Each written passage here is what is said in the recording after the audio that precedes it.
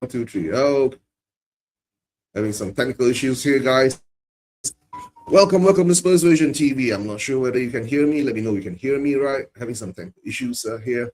First thing I'm going to say is that a happy Lunar New Year, happy Chinese New Year, wherever you are celebrating in the world, right? Good morning, good afternoon, good evening, right? Tudor, right? What can I say? If this could be a short show, it could be a long show, I'm not sure. I'm just doing this quite impromptu, created thumbnail a few days ago when he was appointed. So I guess must well use it. And I have some time here now to chat with you guys, right? Please put your comments in the chats, right? And maybe I can react to it. And let's see how far we can go with this. So guys, I'm going to say that now after all that debacle with Frank being our manager, right? And, the blame is being pushed around. Who's at fault for this, right? And all I can say is that, right, it all still goes back to the residue of Daniel Levy, right? Guys, I'm going to say this is Daniel Levy's fault, right? Because he brought in Lange, he brought in Vinay, right? And then he got pushed out of the club. So what can I say? If he gets pushed out of the club, big up, Anchor Forest. Hope you're doing well, right? Hope you're doing well. All right. So all I'm going to say now is that at this moment in time, we are stuck in this situation. We were heading the territory. I'm not saying we're heading towards a relegation battle. We already are in a relegation battle, right? Looking at the points that we accumulated in the past 26 games, right? We only have about 29 points. West Ham has improved during the transfer window. They are catching up. All I can say is that we hope that bringing in this new manager, that we can actually improve in our standings, right? I think the one point about this moment now, we can see it's so clear that what our board is trying to do, our board is trying to bring in Pochettino or someone else in the summer. Like everyone has been saying, Spurs has always been that poison chalice, right? Top managers has been at Spurs and have won nothing apart from Ange. And of course, Ange did his short interview on the overlap, not calling us a big club, right? Because we don't act like a big club, right? Because he did say that he wanted Gray, he wanted Semenyo, he wanted these players and that players, and then all he got was just one senior player and three kids, right? One senior player and three kids. There was Dom Slanky and three kids, so he had to work with it. And of course, he did say one thing too, right? And just correct. And a lot of people say, why didn't he go on to the overlap and admit his mistakes and all that? Who does that? True. Think about it. Who goes on an interview and says that I was wrong and I was dumb, it's my fault? No one, bro. No one does that. Be realistic about it, right? Maybe in part he might admit that he did some things wrong along the way, but we have to wait for part 2 to come out. If it comes out or not, right? But honestly, that he did say one thing. Out of all those managers that over in this first debacle after Pochettino, right? He was the only one that won us a trophy. And he already said that he knew he was going to get sacked because in February, they weren't even talking signings with him and all that. He was like cut off the club. So we have to wait, right? And we brought in Frank, right? Whose choice was it, right? It was Lange and Vinay. To tell the truth, Vinay, get that Gunnar out of my club. I'm going to say that one more time. Get him out of my club because he is not performing up to the standards. And even about sacking Frank, there was a lot of stories behind it, right? Vinay and Lange wanted to keep him. Vinay wanted to keep that Arsenal model where he kept Arteta for 5-6 years, and that's where they are now. And to tell the truth, right, it doesn't work with Spurs.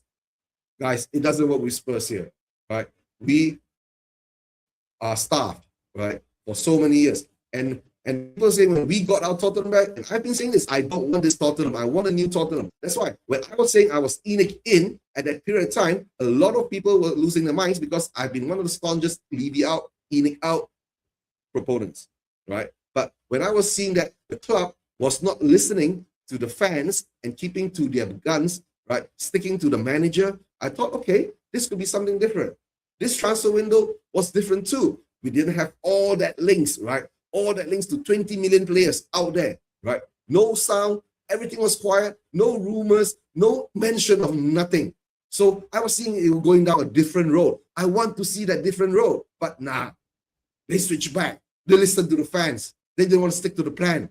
Okay, fair, because we are in a relegation scenario now. We have been tied down into a relegation scenario. So they had to react. right?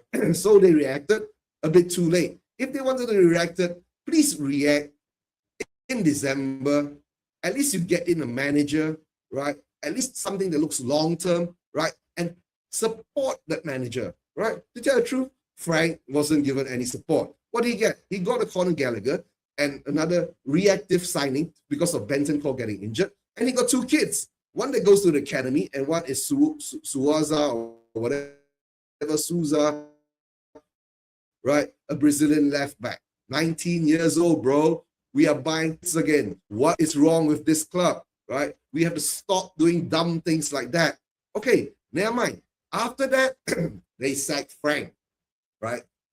Whilst that is happening, before sacking Frank, they're bringing the whole Brentford outfit, the coaching outfit, into the club, right? The whole bloody Brentford coaching outfit into the club. And look what happens now. He gets sacked, right? And I think we have to release about 5 of those people that we brought in. Even Heitinger has been let go.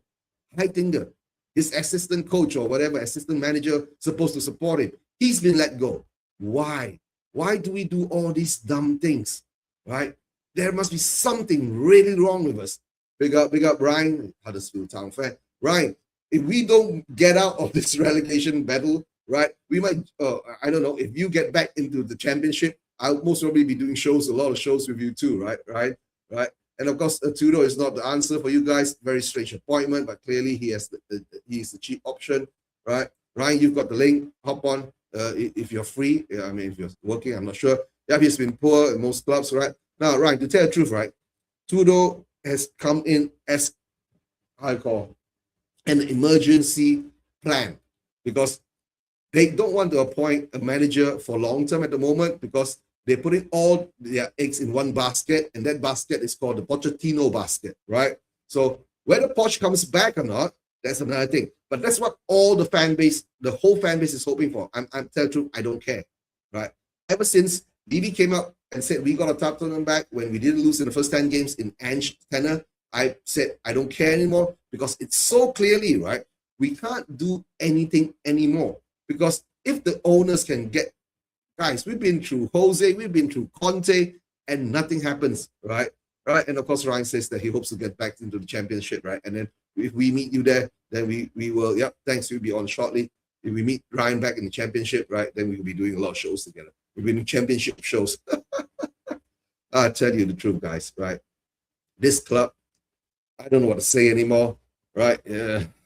It's the hope that kills you, you know? I would say, a lot of people say it's the hope that kills you, right? And let's see what happens, right? Tudor was brought in as a stopgap, right? Again, right? We've got players as stopgaps. Now we've got managers as stopgaps, right? We've been saying this for so long, right? And to tell the truth, and a lot of people are telling me, would you prefer Levy now than Frank and, Vinay and Lange? I'm still saying no. The problem has always been Levy, right? The problem has always been Enoch. Enoch and Levy appointed Vinay. Enoch and Levy brought in Lange. Lange and Frank are what called countrymen, right? There was this big, what called nepotism, cronism kind of scenario going on until that Paratici had to go, right? We had 2 DOFs. Which club, Premier League club, has 2 DOFs? And now they're saying they want to continue with this 2 DOF kind of program. Have they lost their minds, right? And the thing is, bringing in Vinay, Aguna, what the hell's wrong with Levy? What the hell's wrong with Enoch? What kind of plans are you trying to bring? Can't you bring someone else from somewhere, right? Apart from someone who worked for Arsenal for how many years? 14 years, right? 14 years at Arsenal, if I'm not mistaken, right? Or something like that, right? And he's not even a football person, right? I think the Championship is the best league in the world, yeah, for pure entertainment, value, and drama. Yeah, to tell the truth, right? To tell the truth, Championship, it looks real good now because it shows a certain level of aggression. And I don't think they're using VAR at the moment. The referees' levels are faster and all that. But to tell the truth, I'm not an anti-VAR guy or of any of that sorts, right? But if VAR is being used properly, it will actually benefit the game. But at the moment now, I've been saying, right, the VAR is under control of certain powers that cannot be named here. To get a narrative out, to get a result that they want, right? But coming to that issue, where we are now, Igor Tudor, right? And I said Tudor or not Tudor, right? That is the question. That is the main question. But, right, what can we do? We are fans. Okay, we can say is that, as I can see this, right, this is a preparation for Pochettino to come back, right? Because we can't go and get Pochettino now because he's the manager of the United States, right, for the World Cup. So most probably we will have to wait, right, until, how is it, when time comes, let's see whether he gets knocked out in the group stages or whether he's knocked out in the last 16 round or whatever, right? Then we can start talking. But a lot of people saying by then it'll be too late because by the time the World Cup ends, he'll be somewhere in July, mid of July, right? They want him here earlier, right? And to build things up. But for what I can see at the moment, we are stuck in a very precarious position because what's happening, right? We can see that the clubs are making stupid decisions, right? By not sacking Frank early enough to plan in the January transfer window to take us out of this predicament. Or maybe we were too proud to believe that we will be sucked into a relegation battle, right? To tell the truth, that has always been one of the positions that you can say that we don't want to be into, but it's looking more realistic now. And of course, we go back that the players are shit, right? Blah, blah, blah. We were 17 last season, but of course, we have to look back last season. The numbers were calculated. We were going to get relegated, and through the rest of the games, focus on the Champions League. Hold on, guys.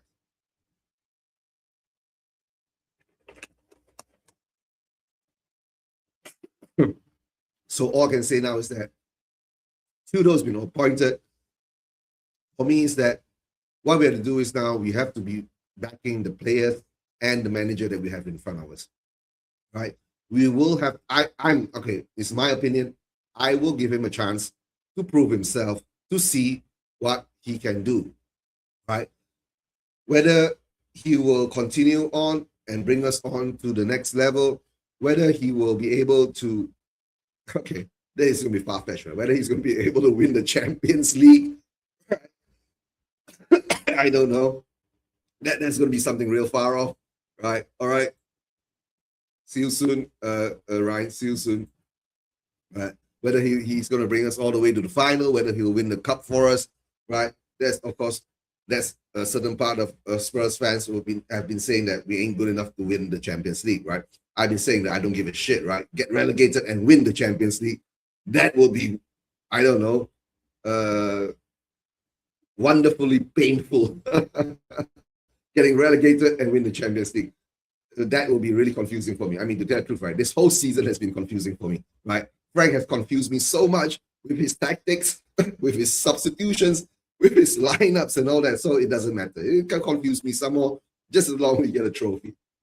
And to tell the truth, if we win the Champions League, I don't know how many people will come up for the parade because we are relegated too. So it is what it is.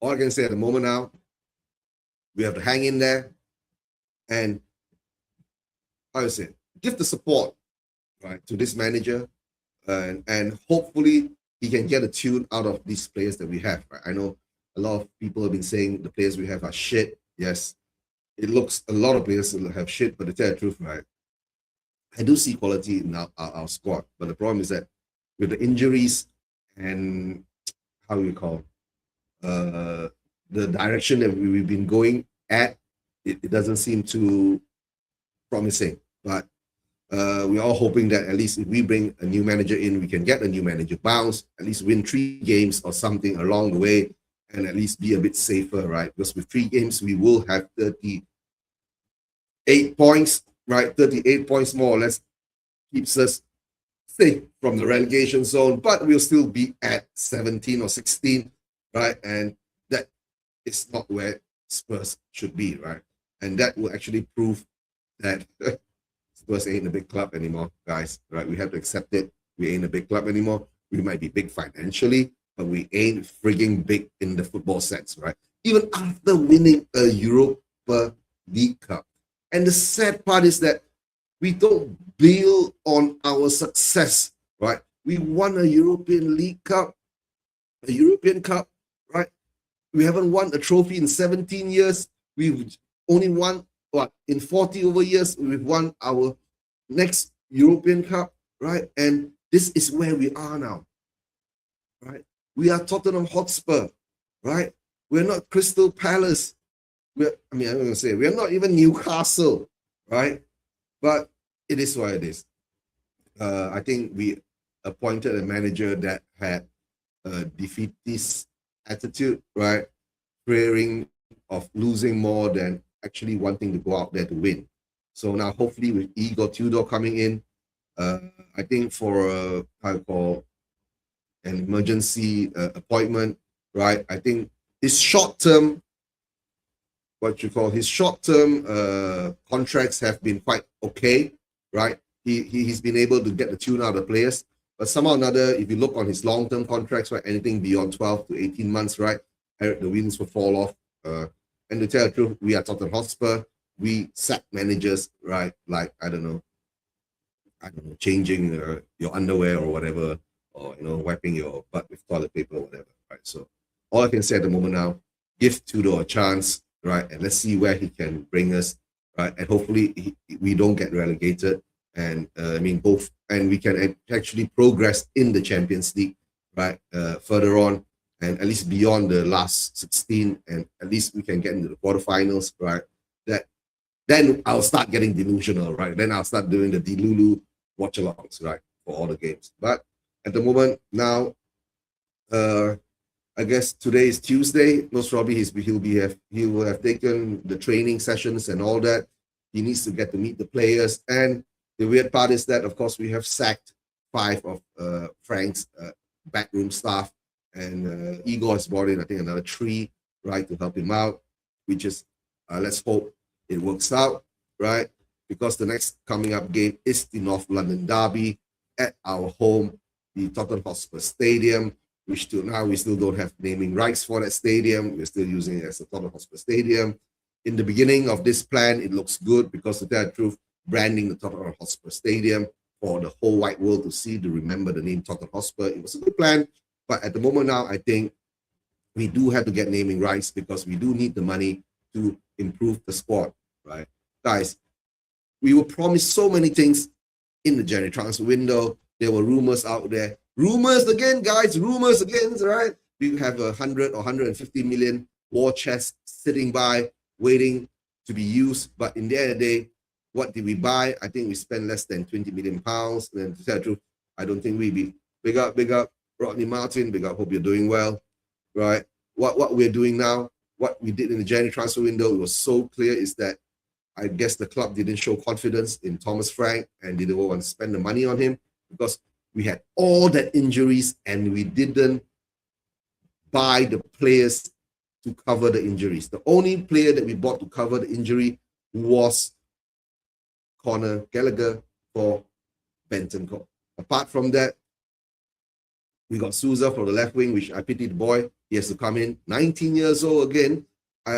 He did play for, who was it? We did play against, I can't remember, one of the games before the Newcastle game that we played, and I did watch it. Was it Manchester United or something? He had to come on against Manchester United, if I'm not mistaken. To tell you the truth, right? I can't even remember what's happening in Spurs nowadays. Oh my God. I used to have so much in here with Spurs, but now I don't even bother anymore, right? What has this club made me into, right? So he did come on. He did look quite impressive on the left, right, going down the wings. And we've lost Udogi now. And we can't do anything. What's going to happen? We have to bring in our academy players. The youngsters need a shot. And the worst part is that, yeah, we let all our youngsters out, right? Scarlett's on loan, Donnelly's on loan, everyone's on loan, Vuskovic is on loan, and there's so much news. Vuskovic is such a good a defender. He's a scoring and attacking defender, defends well, and score goals, but he's at Hamburg, and he doesn't want to come back to Spurs now. Let's see who we bring in as the next manager, and hopefully he will come back, right? And of course, with our captain, Yeah, our captain. Talking about our captain, right? All the things that he has done, right? Getting the red card again, right? Getting the red card. Going up against. Hold on. Let me bring on Ryan. Haven't seen him in a long time. Hi, Ryan. Haven't seen him in a long time. Hope you're doing Hello, yeah, well. I'm good. How are you? Thanks for having me on. Obviously, I know I'm not a Tottenham fan, but I still like talking football, of Yeah, I course. know. But yeah, Yeah, I know. No, the thing is, I think it's been nearly about a year or two that we haven't been on a stream or something like that, right? Yeah, we've worked with my work and your schedule and all that, and of course, you guys dropping down into League One. Let's hope. yeah. How's your chances of coming back up this season?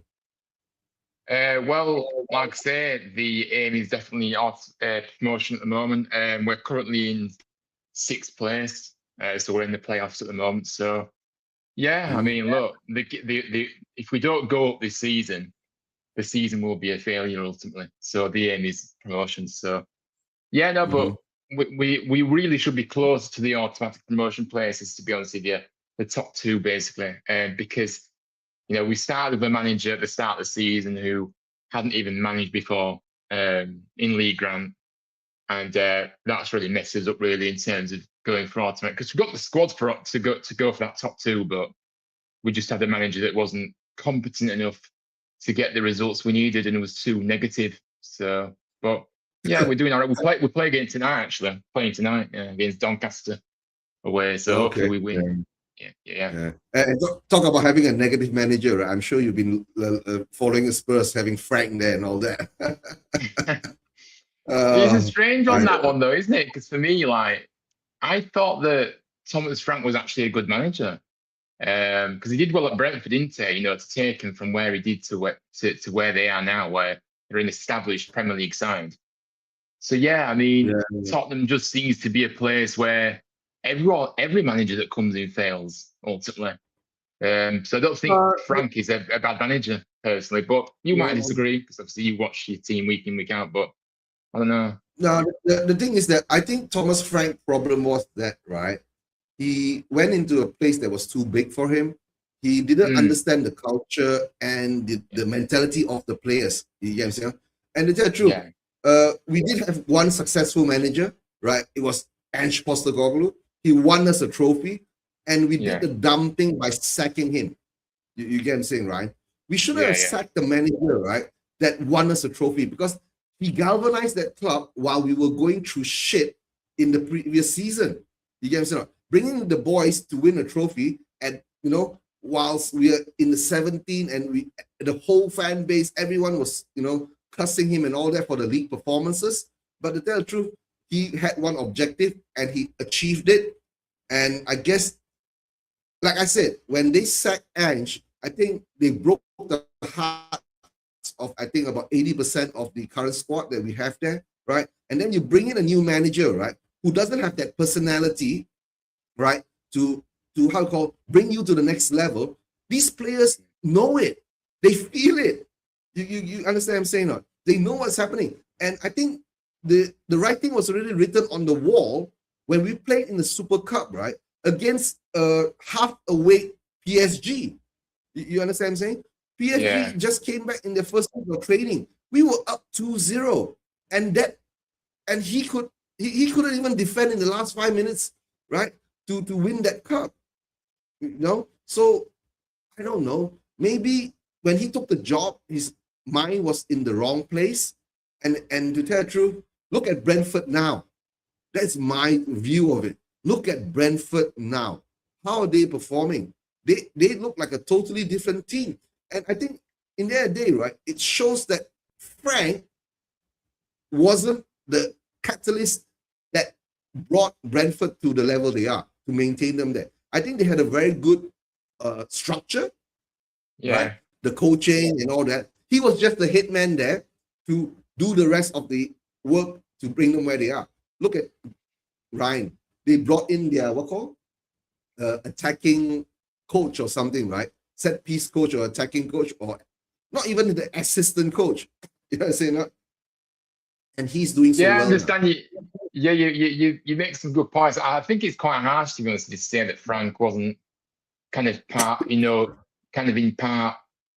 had a part to play in Brentford's rise from the Championship up to the Premier League? Because I think he was. I just think it's because the way it's gone with you guys at Tottenham, it's obviously a bit. You've got a little bit of bitterness about the situation Oh still. no, Obviously, it's still right, fairly. right.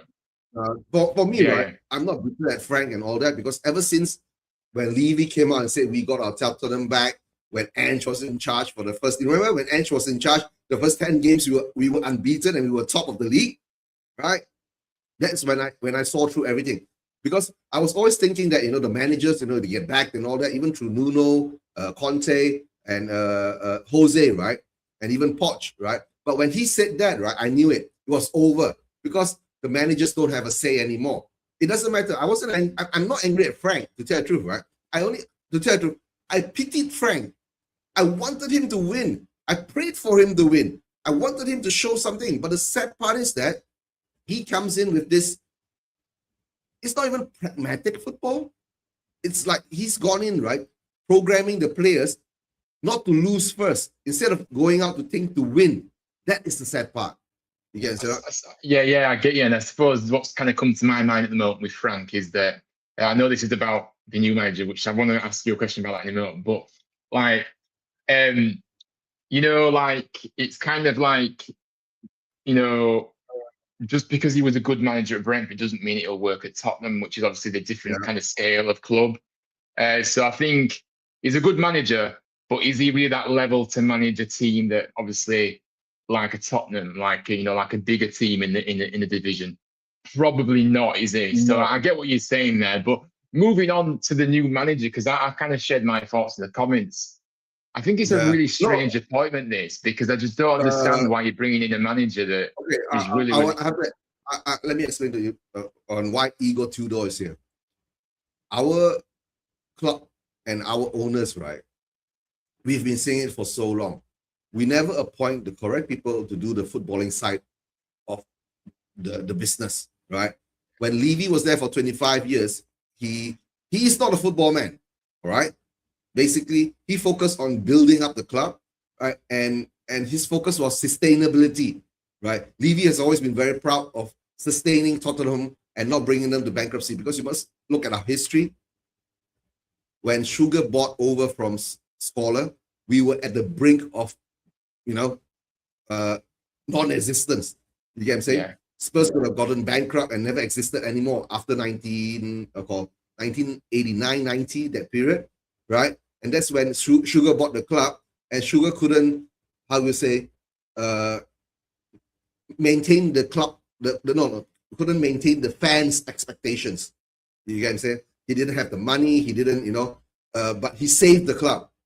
So the only other part is that he slowly sold out his shares to ENIC, which Levy came in I think 2001 and took full control of the running of the club.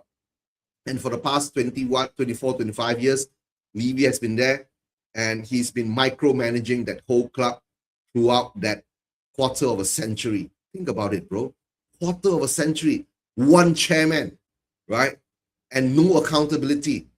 You understand what I'm saying? Until about when COVID hit, and when Spurs, YouTube and social media blew up, and it was all negative, right? And you should know that, right? I was part of the original part of the ENIC Out and the YouTube ENIC Out group, right? I'm not talking about the ENIC Out and Levy Out, because these guys existed way back.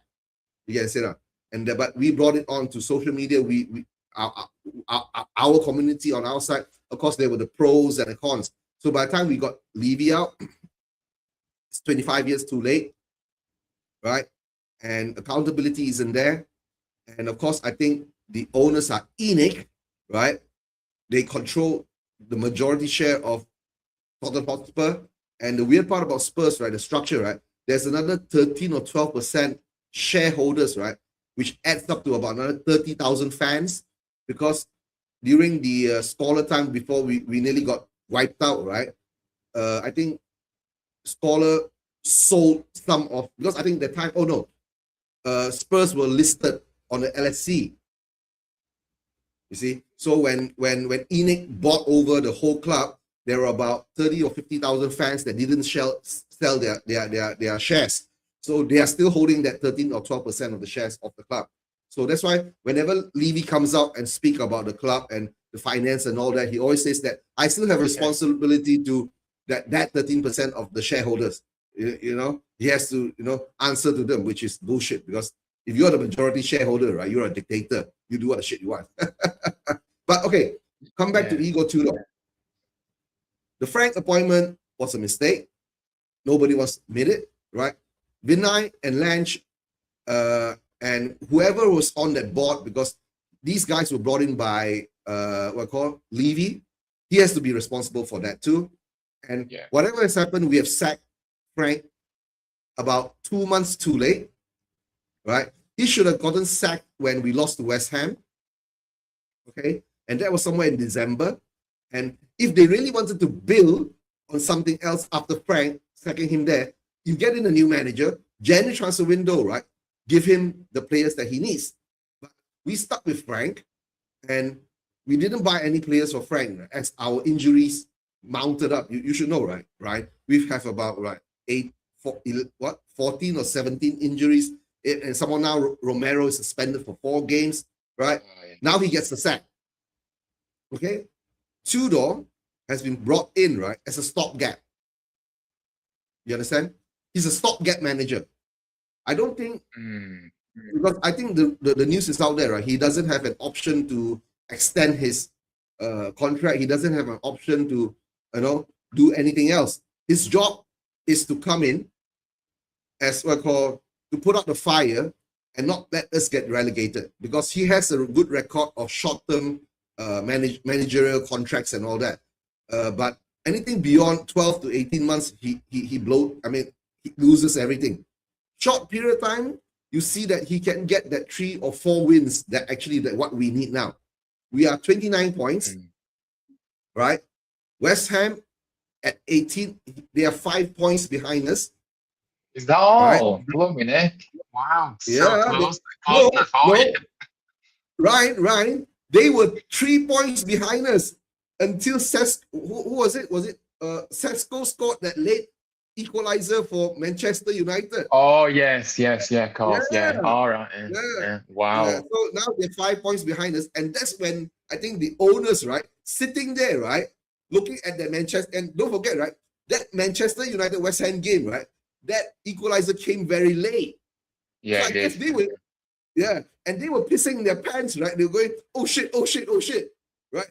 West Ham are 3 points behind us, so we have to push that button and launch that missile, right? So it is what it is. So now Frank is gone.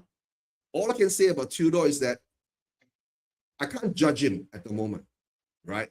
He's got 12 games, right? The only thing is that I can say is that the North London derby is going to be a write-off. Yes. No. You can't write off a derby. You cannot write off a derby game. And so is the contract. No, Ryan. For him, not for us fans. Oh, right. Okay, fair enough. You understand? For him, that North London derby is a write-off because, bro, he's just started training yesterday. Oh my word! So what, you as a fan, right? What are you gonna expect, right? Tudor to do? He just got the boys yesterday, right? He's gonna play Arsenal, right, on Sunday, right? And Arsenal is a well fine-tuned machine at the moment, right? Their squad depth is remarkable, the way that we see them. And then, of course, I hope they bottle it. I hope we beat them, and I hope Manchester City wins. As a Spurs fan. But in reality, you and I know, right, bro, if we don't get humped, that would be the best result. And if we get a draw, it will be considered miraculous. You get what I'm saying? Yeah, I mean, we win, right? I think if we win, right, I think we won. We settled our season. Yeah, but at least did he take training yesterday then? So he's got a full week's training before the game on Sunday. So, but I mean, what was I going to say? I was going to say about his record. I mean, his stints at his clubs that he's been at in Serie A and League One. This guy, quite a lot of games where he hasn't He's lost like 9 games at Lazio, 4 games at Udinese in his first spell there, and he returned there. Yeah. But But, his win percentage is for, quite good. yeah, but for me, is that right? If you look at his tenure at these clubs, I think in the early stages he does quite well. I think if you look at his first 6 to 7 or 8 games, right, he does well. Then things slowly peter off, and then as it gets longer, right, the wheels fall off, right? Because when he took over Juventus, when he took over Juventus, they had Thiago Motta, and Thiago Motta was, I think, Juventus fans were looking at him like, the Thomas Frank of Spurs. They were slow, they were pragmatic, they didn't move forward fast enough and all that. And when he came in, he changed the whole scenario. The only thing now is that my fear is that if his philosophy doesn't stick with the players and they don't believe it, because he has this thing that the players always have to be moving. Nobody stands still. You get what I'm saying? Because you've seen us play under Frank, right? We stand still all the time. Nobody moves. You get what I'm saying? So yeah, I know that feeling. Nobody moves, right? You know that feeling, right? Nobody moves, right? And especially when you see Romero gets the ball, right? He slowly walks out from the defense, kicking it a bit. I was like, what the fuck are you doing? You know what I'm saying? And the worst part is that none of the other players are moving. Yeah, so it's annoying, isn't it? It's annoying when you watch football like that. But I think that what was I saying now? I've forgotten what I was going to say now. I was going to say something about because I don't really watch much Serie A, League One in France. I didn't even know who this guy was when he was first announced as your manager. To be honest with you.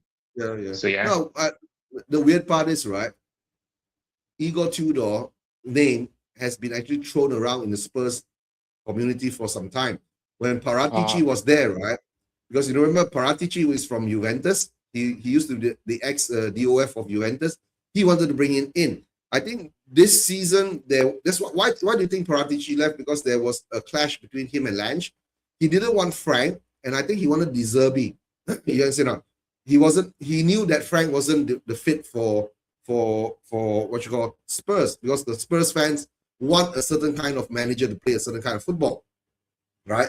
But I think Vinay and Lange overruled him, and it is what it is. But coming back to Tudor, all I can say is now, right, to all the Spurs fans out there, the best thing is to support the manager and the squad. But my fear is that if he can't get a tune out of the squad, right, the players, to tell the truth, right, the writing was already on the wall for Frank when you see how our players perform, the inconsistency. It's like when they want to turn up, they turn up. They didn't want to turn up, they don't turn up, right? That was already writing on the wall. If those players have that kind of mentality, and if Tudor goes in and push them too much, and if they don't like it, they might revolt against him. And maybe if that happens, right, if he has enough courage, right, he'll bring on the academy players to take over, because the academy players will be the crux of the people, the players who are brought up from Spurs. They will love the badge. You get what I'm saying? They'll give their all because they get the chance. You get what I'm saying? But Frank was not strong enough to stamp his authority on this bunch of players. Let's see whether Tudor will. And maybe, let's say, I think nowadays football, right, it doesn't run on, last time when football managers like Sir Alex Ferguson, the players respected him and feared him. You get what I'm saying? And most probably they feared him first before respecting him. Yeah, absolutely, yeah. And now you look around 20 years down the line, right? These type of players don't exist anymore. They don't respect you, right? They don't give a F what you say. You get what I'm saying? So we're stuck in the place where let's hope Tudor can get a tune out of players, get their respect, right? And hopefully they will do what he says, and hopefully we will get out of this relegation scenario. That's my only hope, right? Win 3 games. For me, it's a very simple thing, right? If he wins the first 3 games, of course, okay, no, not the first 3 games, right? The North London derby, if we get a draw, I'll be happy, okay? Let's say if he draws with Arsenal at home and wins the next 3 games, right? We have 10 points, right? And we have 39 points, and more or less we'll be safe from relegation.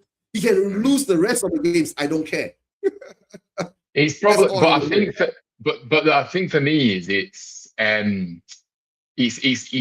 a horrible game to come into this in it. Obviously this weekend, Yeah. sorry for you guys, they're not, because the thing is, if he loses badly in that game, then he's already on the back foot, and I just think then it'll just spike. I think it'll just the negativity, the toxicity will just continue. Whereas if you But maybe get a draw, right, you maybe seek a win, it'll actually help him. But I just think it's a horrible game to come we, we, into. we, we don't, I don't see that. You don't see that too, right? The only thing now is to tell the truth, right? A Spurs fan, my opinion is that if he goes out, he puts the players and show a performance. Even if we lose 2-0 or 2-1 or 3-1, right? We put up a performance, right? Not like what we've been seeing for the past 26 games under Frank, right? Being overly cautious, overly pragmatic, right? Until the players, you must understand, Frank inherited a bunch of players, right, that played Ange ball. Yes, sir. Their mentality, they've been tuned, right, to go forward. You get what I'm saying? Right? And once you playing, apart from being heartbroken and all that, you didn't get the respect of the players. They didn't want to listen to you. The authority, you didn't stand in authority and all that. The style of football didn't suit them, right? And the worst part is that before Frank even being appointed, a lot of people were saying, look at his Brentford record. He's an adaptable manager. He's tactically wise. He knows how to do the proper subs. But when we saw him every time mixing and matching the first lineup that goes out on the pitch, right? And he doesn't maintain a stable group of players to run down the games and run it through. I've been doing watch-alongs and looking at the team sheet and saying, I'm confused again. Today we're doing this. And then tomorrow, the next week, we're doing this, and this. What is he trying to do? Right? There's no consistency there. And the worst part is that the first 2 games or 3 games, we were okay. And why did he continue playing that style of football? Why did he regress all the way backwards? So I don't know what's wrong with that. And then, of course, the injury started to mount on him. And I think he started to confuse himself and not believe in himself. Right? And exactly. Yeah. And you cannot, right, come to Spurs, right, and think you're at Brentford. That was his problem. And the worst part is that because the owners and the board wanted to support him, he started to bring in all the Brentford coaching staff. That was the but I understand that though. But the problem with that is that I don't think he knew what to expect when he came to Tottenham, because he hasn't ever been a bigger club like Tottenham. So I don't really think that, of course he's going to bring him in his staff, because that's why he got the opportunity at Tottenham, because of what he did at Brentford. So yeah, but for me, I don't see any. I don't see how the manager always gets the blame for the results. That's the problem. I don't agree with it. The players, these players have not been consistent under any manager over the last couple of years. So why are we talking about Frank as the biggest problem? He's not the biggest problem. The reality of it is, he's just one of the people that are coming. No, but what I'm saying to you, it feels like you're trying to say that Frank was never the best fit for Tottenham. And who was then before he came in? Because I don't see who is going to be able to get a tune out of this group of players who seem to be very soft and not very good at taking responsibility. That's how I see it. The players at Tottenham have failed for years, and they need to take responsibility. No, that's true. I understand what you're saying. I'm not saying it's all on Frank. To tell the truth, right? The responsibility is on the club. We've seen getting new. We brought in Jose, we brought in Conte. We never backed them, right? Apart from, you say, Ange winning us the trophy, that was the pinnacle of our happiness in the past 17 years. But the thing with Frank is that it's always the manager get thrown under the bus. Which club? You can't sack 25 players, right? But you can sack one manager. So somebody has to take the responsibility and take the blame. And always, of course, the focus will be on the manager, because he's the one supposed to motivate. He's the one who's supposed to, tactically coach them and all that. So it is what it is. But what I'm saying about Frank now, what I'm going to tell you is that, do you know that Frank is the 3rd highest paid manager in the Premier League? 3rd highest paid manager in the Premier League. He gets £8 million a year. But that wasn't on him. He didn't make that decision to No, be. no, no, no, He no, did, no, no, no. so, I know, yeah, that is on him, right? That is on the club being stupid again. You get what I'm saying? On the club being stupid again. That's on our hierarchy doing the stupidest things and all that. And I think he signed for a 3-year contract or 4-year contract. If they sack him now, right, we're going to compensate him another, 16 million pounds, right? We've been paying off managers. Yeah, after Poch left, right, we've been paying off managers left, right, and center. And the cheapest payoff, right, is Ange. And Ange won us a trophy. Think about it. But the thing is, your narrative has changed because when last season, I'm pretty sure you was very anti-Ange and you didn't like him at all. You wanted him to be sacked. No. To tell the truth, right, I was Ange don't care. Oh, right, I didn't care. Right, yeah. I didn't care about Ange, right? But whilst he was bringing us to the trophy, right, all I said one thing: if he doesn't win the Europa League Cup, sack him. If he wins the Europa League Cup, right, he deserves a chance. But I get that. But our whole fan base, I think not whole, about 80% of our fan base say no, right? No. Well, yeah, because they weren't happy with what they were seeing on a consistent basis. It goes back to consistency. Yes, he won a trophy, and that's great. But the reality of it is that manager. But hang on. Let me land. Hans Postecoglou, came to the Premier League playing football that he did in Scotland. In all due respect, Scotland's football is horrendous in the top league in Scotland, and wherever else he was.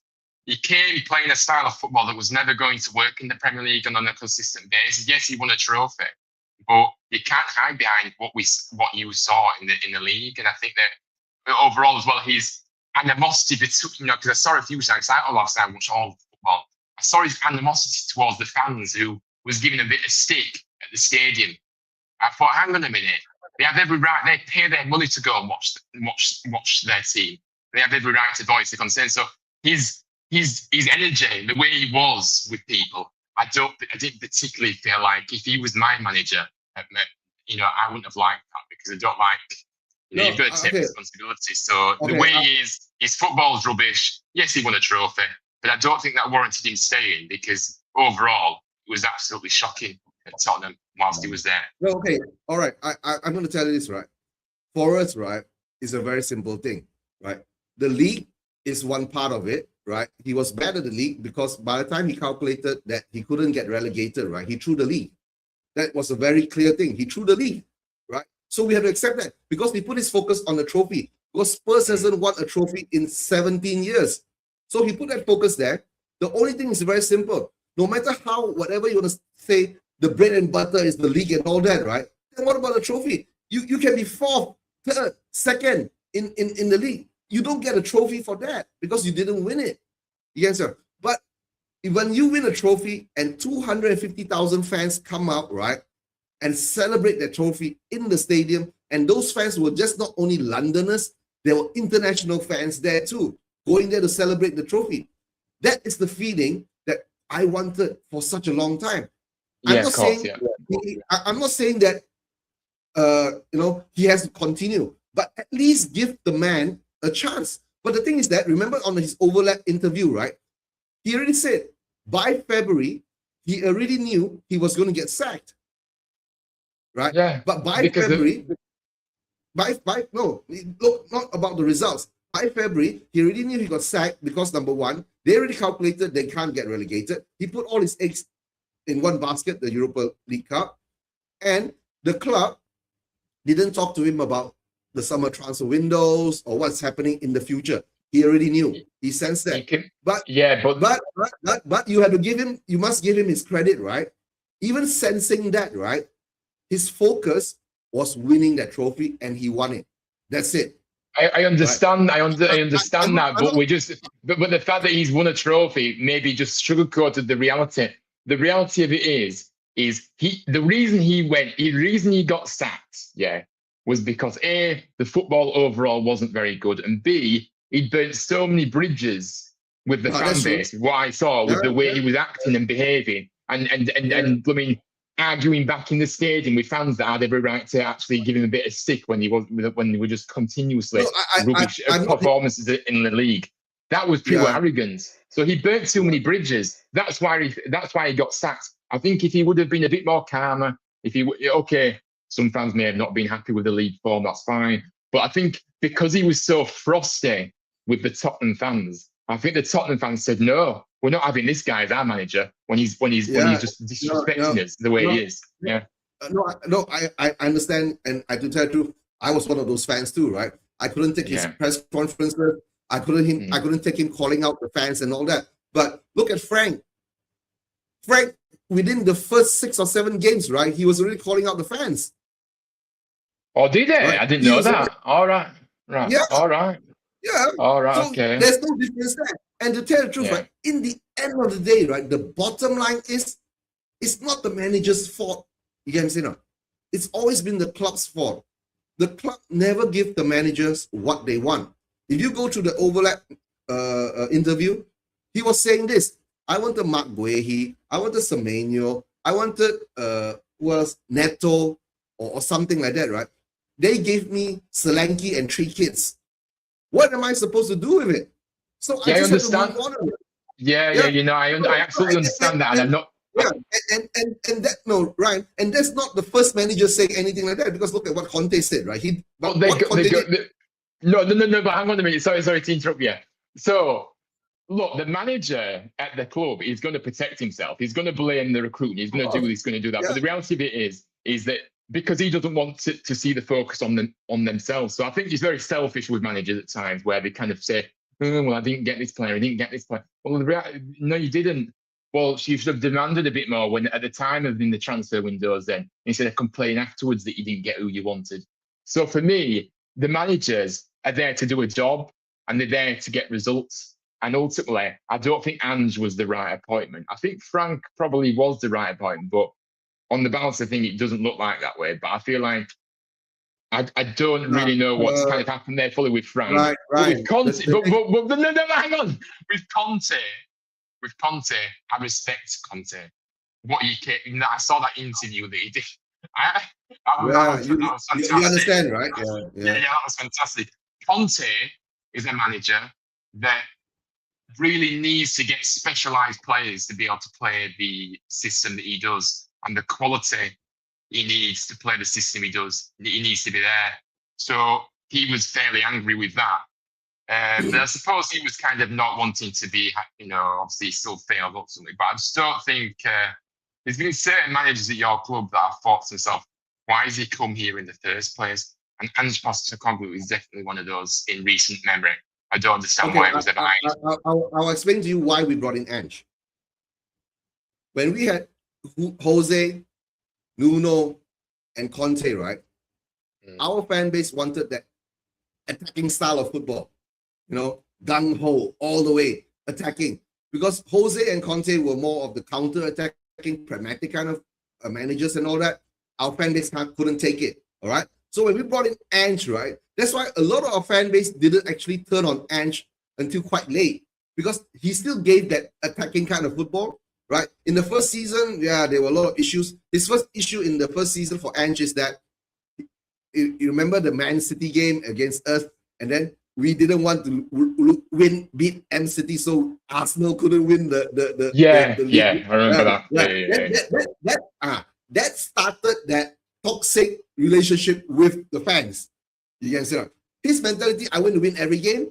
Then he said, I can't understand, right? Spurs fans not wanting to beat M City, right? And that when that toxicity started. You said, but that was quite late in the season, right? But the problem is that, right, the fans still accepted because we were attacking, right? Imagine, Brennan Johnson is such a shit footballer, and he was our top goal scorer, right? And he was credited with the goal that we beat Manchester United in the cup final, which all of us Spurs fans sat there and looked, I think it's an own goal. Yeah.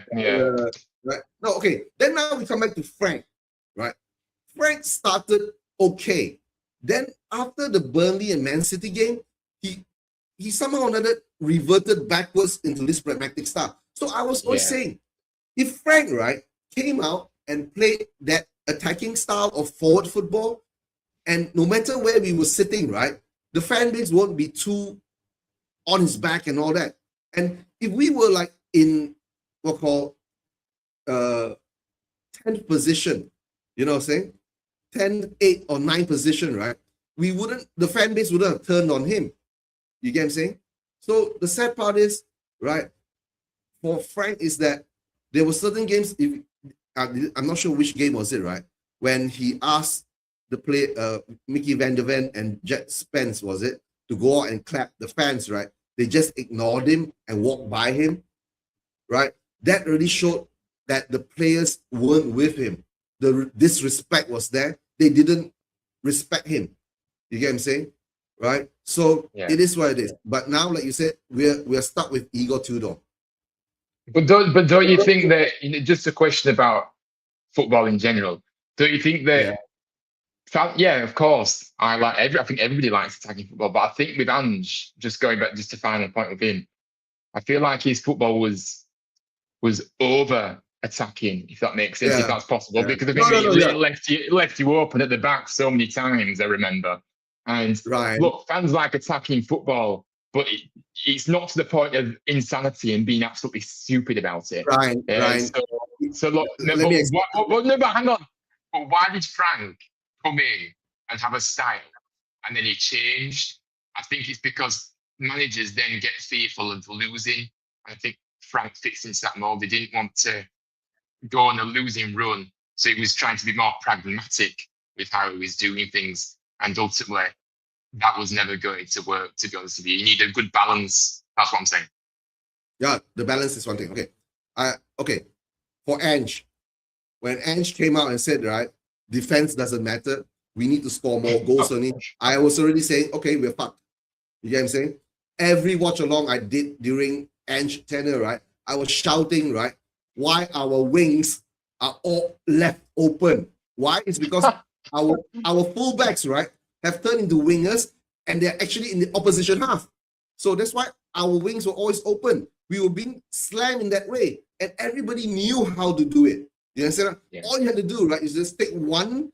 Okay, every manager knew how to handle Ange tactics. That's why we screwed up. Okay, one thing. Okay, when you come to Frank, right, like you said, in the first 2-3 games, he was attacking, and all of a sudden, he regressed and became very pragmatic. And the worst part is that if you don't lose the games, the points are on the board, right? Then the fans also won't feel that painful. You get what I'm saying? Yeah. The thing is that for Spurs fans are a weird bunch, right? They don't mind getting hammered 5-3 or 6-4, right? Just as long, right, we are exciting. They will accept it.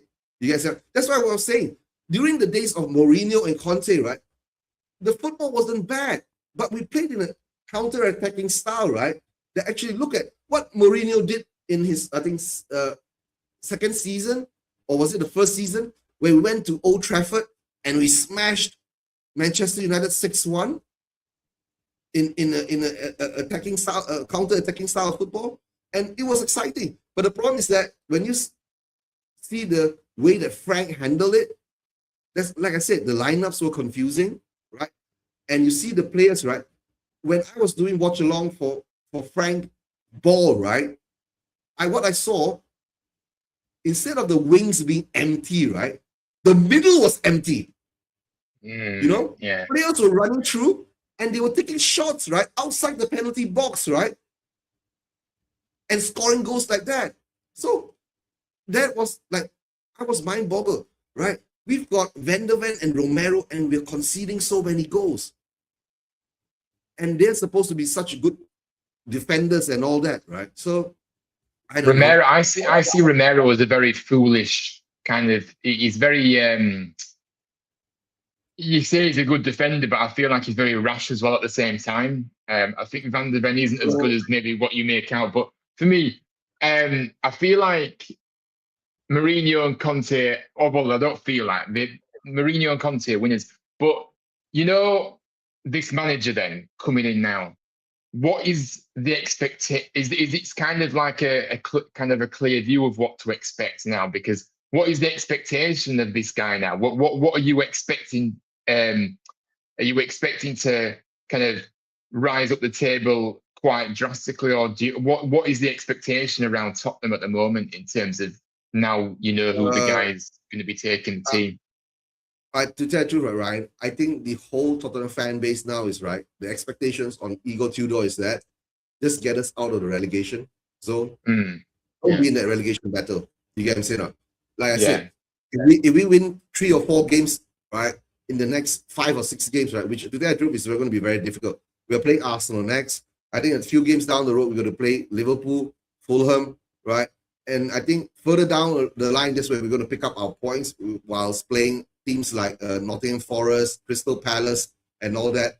We might pick up a few points there to bring us to a more stable condition, right? I think 40 points to 41 points should be good to keep us up, right? At the sense, and then of course we are seeing Nottingham Forest falling down, and don't forget Dyche got sacked too, and now they brought in Pereira.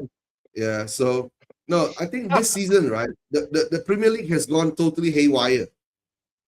You get what I'm saying, right? To tell you, why did Forest have to sack Nuno? That's the first question, right? But I think Nuno had a falling out with was it Edu? I think they brought in Edu, the ex-Arsenal DOF, if I'm not mistaken. The owner at Forest is absolutely disgraceful, to be honest. He's at the head of it all. Yeah. But yeah, I don't know. But I think, so the expectation to get away from relegation zone. So I think, a question I've got for you was, I have a question. Do you seriously think that you're in a relegation battle at this point? Because there's always this narrative of some teams are too big to go down. This is what the narrative that always gets spun when maybe a team that's down further down can't actually get relegated. Do you seriously feel like you're in danger of getting relegated at this point? To tell the truth, right? Before, not at this point, because let's talk about last season. Before it was mathematically safe, right? I was saying that we were going down the way that we've been playing, right? But we were so lucky, we got 3 more shittier teams than us going down. Yes, by January, we really calculated we could not get relegated. So that's why I said all the eggs were put into one basket. We focus on the Europa League, right? For this season, of course, we have that possibility of going down. And to tell the truth, right, I'm a Spurs fan, right? And I've been saying this for a long time. We are too proud. We should actually get packed down one time, right? To let the Spurs fan base wake up to see the problem is not manager or the players we have, right? You get what I'm saying? The problem is actually the ownership and their ambitions and what they want us to really be at. We have to change from the base, we have to change our recruitment team. We have to change our medical team, right? But the problem is that what I've heard from our medical team is that we do actually employ really good medical team. We really do have a really good what call the facilities and all that in the medical sense. But somehow or another, our players are all screwed up. And I have a theory for that.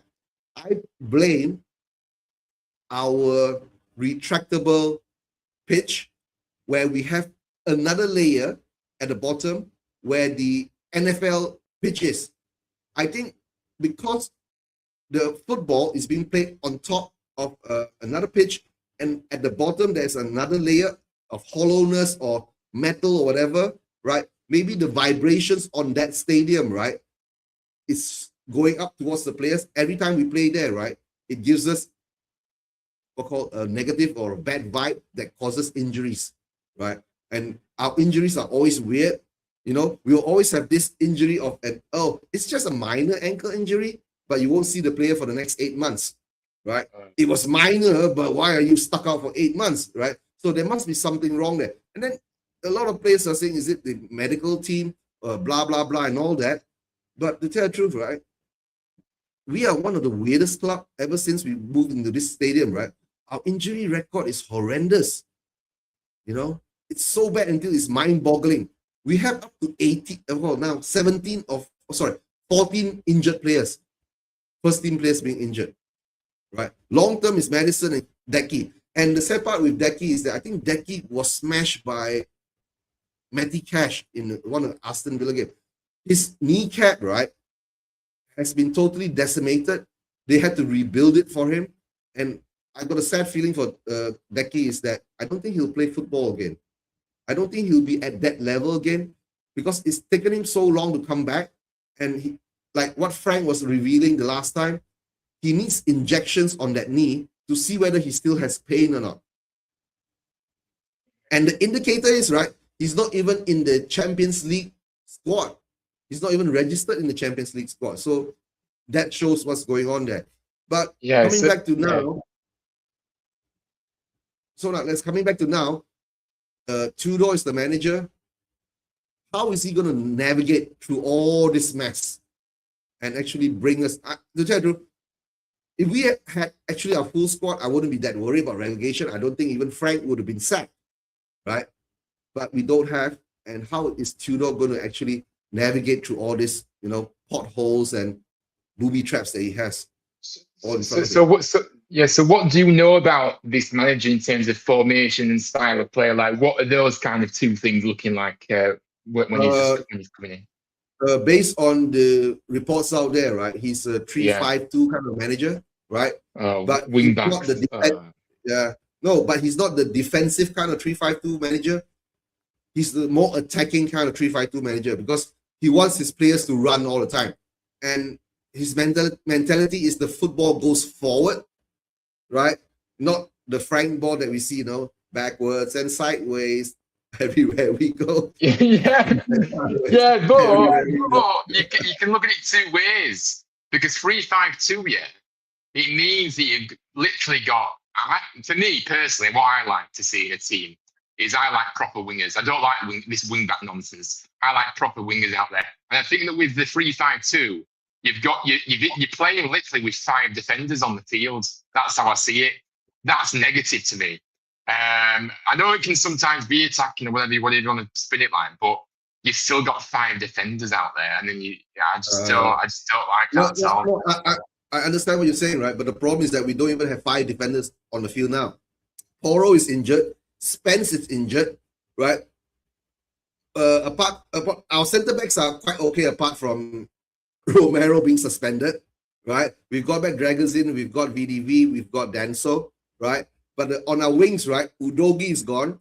Spence is like that at the moment. Porro has been overplayed, right? We brought in a young left back from Brazil. Let's see whether that will help him. Big up Tudor Clark, David Clark. Big up. Tudor is going to kick ass.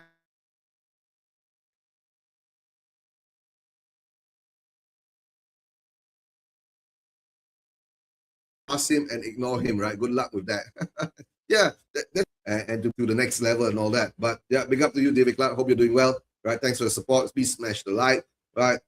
And of course, please go and support Ryan here, right? He's a Huddersfield fan, and to tell you the truth, I've known you for such a long time, Ryan, right? We've been it's been such a long time, right? So so it's a good thing, right? But coming to more or less to the closing part of this is. What do you see in Tudor apart from, have you actually heard of him? Is he like such an unknown name for you? As I said earlier, when you were pointing to him, I was like, who is this guy? I've never heard of him before, to be honest with you. But it's because I'm one of these that I tend to watch. I don't tend to watch much Serie A. I don't tend to watch much French football. I tend to watch a lot of English football, obviously, from Premier League down to can watch anything really, League 2 conference level. So I didn't really know I don't really know much about him at all, in all truthness. I don't really know what to kind of expect there. But so I can't really comment on it, to be honest with you. But obviously, clearly he's been at quite a few clubs from what I can see from looking here, and he's fairly experienced, you would probably say, wouldn't you, in management? So, I mean, I had the table up of how many matches he had that he's managed before, but I think he's been in management for quite a while, hasn't he? So he's experienced. And I think he's got the experience in the Champions League too with Juventus and all that. So that's why he got him in. Yeah, that's why. Yeah, I remember him when he was at Juventus because I sometimes watch Champions League as well. So yeah, I remember that's where I thought I lie. I do kind of now I think of it. I do remember him when it were Juventus because when I watched maybe them in the Champions League, one of the Mhm. matches. Yeah. Yeah. So yeah, I did, but that was only the odd game to be honest with you. According to David Clark, in 341 games as a coach, Tudor has a plus goal difference of 1-1. So I guess he's got quite an attacking kind of sense out there. So that's a good sign. And the thing is that if he can actually maintain us and not drop us down into the championship next season and give us a good run into the Champions League, right? Maybe get into the quarterfinals. I guess that would be a good achievement for him. But all I can say is that I don't think he'll be here as our permanent manager unless some miracle happens, like, going all the way into the finals of the Champions League and actually winning it and not getting relegated. Then there might be a consideration, but I don't see that happening. Yeah, no, but for me, yeah. I do get what you're saying, but like if he, whatever the goal, whatever the expectation from the hierarchy at Tottenham is when he's coming in here, if he achieves that goal, obviously first and foremost get yourself away from the relegation zone, then surely he should be considered for the job. Another question that I've got to ask is in terms of communication barrier, does he actually speak English? Do you know, or is he, or does he? No. His He English does, really right? good. Yeah, his English really good. He just came up with an interview on the Spurs channel recently. So his English is real good. There's no issue with the communication problem. And of course, David Clark is saying, right, I think it's 156 wins, 81 draws, and 108 losses. Yeah, at the moment, to tell the truth, right, we just need him to win four games in the Premier League to keep us safe, right? Bring us into the quarterfinals of the Champions League. I'll be happy. That's my standard for him, right? But I guess what I got to say is that the Spurs fan base, the first thing they have to get behind the manager and the players at the moment, give them the confidence, and especially we're going up. I don't know, it's the North London Derby this coming Sunday. That's the most important game that we have to look at now, right? And of course, after that, let's see what happens, right? If he puts up a good performance, right? Yep, he speaks English, right? Yeah, that's what David Clark is saying. Yeah, speaks English and grab collars too. What does that mean? Grabs collar? What does he mean? Grabs collars?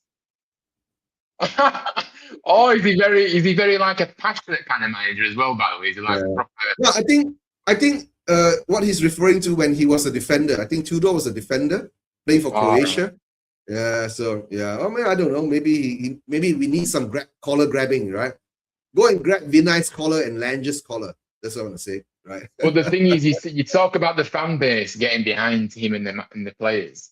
I think ultimately it works both ways, doesn't it? Because I feel like the manager and the players have to show something as well. It's not just one way. The fans will be there. Will be there on Sunday. The fans will be there at the weekend. But then it's up to the players and the management to get the fans excited from what they're showing out there. So I think it works hand in hand, that personally. But but just because maybe it might seem that some fans aren't behind him or whatever. I just think if he goes along and he doesn't show anything, the manager and these players continue to not perform, then there will be discontent there. So it's fine, man. Yeah. All right, David Clark predicts that Spurs will get 14 points in the last 12 games, ending in 43 points and 15th place, right? And of course, winning the Champions League, right? So you would think do you think 40 points is enough to keep you up then? Is that what you're saying? Do you think 40 points will do it? Yeah, 40 points in the last, I think, 10 to 15 years have always been that safety barrier for us to be at, right? I think the last time that a team got relegated with more than 40 points, I think it was West Ham with 41 or 42 points, right? So that's what we're looking at. So, and that was quite some time back. And recently, for the past 5 years, even 38 points. Remember last season, we had 38 points. We were still up there, right? So it doesn't make such a I mean, another 9 games, 3 wins or 9 draws, or how you want to calculate it, should give us quite a stable footing hopefully, right? But hard to say, right? But it's hard to say, right? If Leeds, Nottingham Forest, West Ham, right? These three teams all of a sudden, go up a couple of gears and West we don't Ham. move. Yeah. West Ham, I feel, is the big one because I feel like West Ham have really upped their form, haven't they, recently, from what I've seen. I know they may have slipped up. I don't know what they've back, but I know they've picked up massively because I think a lot of West Ham fans thought they were down a few weeks ago, maybe a month or so. After beating us, right? After meeting Dr. Tottenham, they've won about 3 games in 5 or something like that. Yeah, that's right. Yeah, so that's So they picked up. They picked up, and the thing is that they are closer to Forest than us. So that's why I think Marinakis sacked Daesh because of West Ham getting closer to them.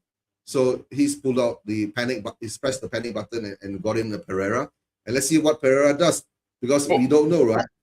Yeah, but this Pereira's rubbish. Wasn't Pereira at Wolves? He didn't do anything there. He didn't do anything at Wolves. But Ryan, you must remember, right? Wolves didn't give him any players either. They just sold. But hang on a minute though. I don't understand this yet because, like, for me, what about? I think teams that support the Premier League fans that support Premier League teams, I think they're very entitled for me because if you look at it in terms of these managers, if you go further and further down the pyramid, that just have to simply work with what they have. So this idea that recruitment and all this about we didn't get what you want, and no, Pereira went in there and to Wolves, and he was meant to do a job, and he failed.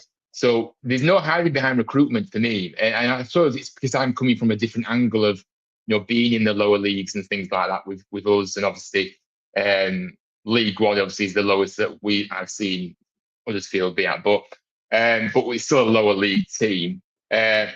But some clubs, some managers that are further down, League Two, they have to just deal with what they get, what they have. And these Premier League sides that have good players still, regardless of if they don't get who they want to bring in, they've still got a lot of players to choose from. They've still got options there.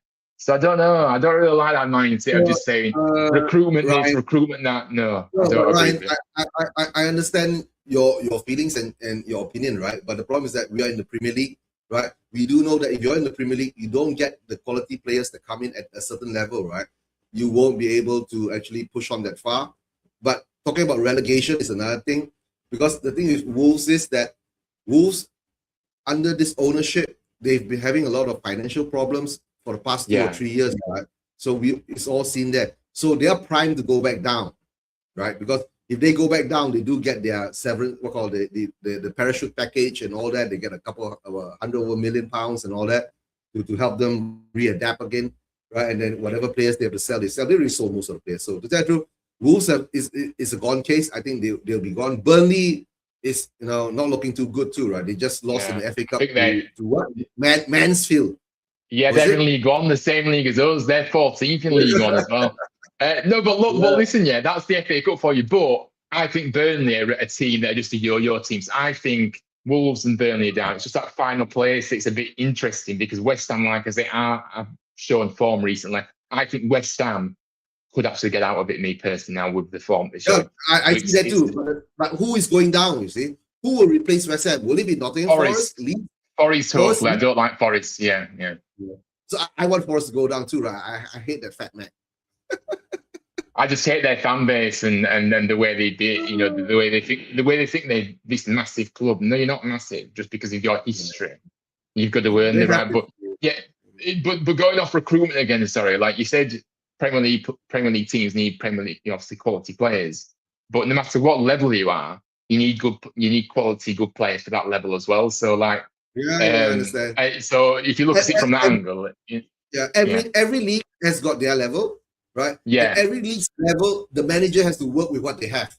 That's exactly. All. Limited budgets in a lot of these teams, lower and down the league, and I think that's why Premier League. If you go on apart from one team, right? Wrexham. Oh, don't get me going on that Disney FC franchise. I cannot stand that story. The obsession with Wrexham is just unbearable. I hate it. I can't stand them, to be honest with you. Yeah, no, not I tell into you, this fairy tale. right. I tell you, right. If Wrexham makes it into the Premier League, right, then it'll be proven, right. Everything is fixed. Yeah, no, I can't. I think I don't know if you watch. Do you watch the EFL at all? Because they were a good game on last night between Coventry and Middlesbrough. The top two in the Championship. That was a great game. I saw the reports, right? Lampard beat, because they are the two running for the top of the top two currently at the moment. Yeah. So I don't know. Maybe we'll give Lampard some kudos, right? After so many years of failures, at last he's bringing some positive results with Coventry. You get what I'm saying? That's the only thing. Yeah, of course. But anyway, we'll see what happens. Yeah. All right, Ryan. Most probably going to end the show soon. Before, let me read David Clark's last. Lucky you only have to be upset about Spurs, and I'm married to a Leicester girl and live amongst crazy Leicester City fans. Oh, David Clark's from he's a Leicester fan. Yeah. If I'm not mistaken. Are you a Leicester fan?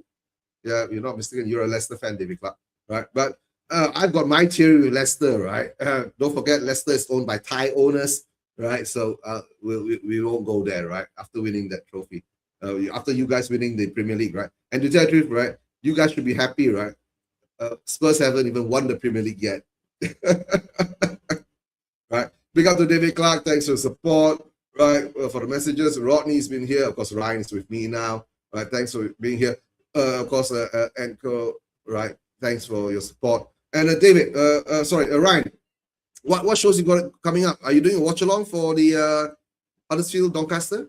Yeah, we'll be doing a watch along for the game this evening, and then content coming up for me on the channel. I'll be doing my match reaction to that tomorrow morning. And then do my League One predictions show on, what day are we on? Thursday. And then my preview show for the next game, because it's thick and fast in the lower league. We've got Saturday, Tuesday.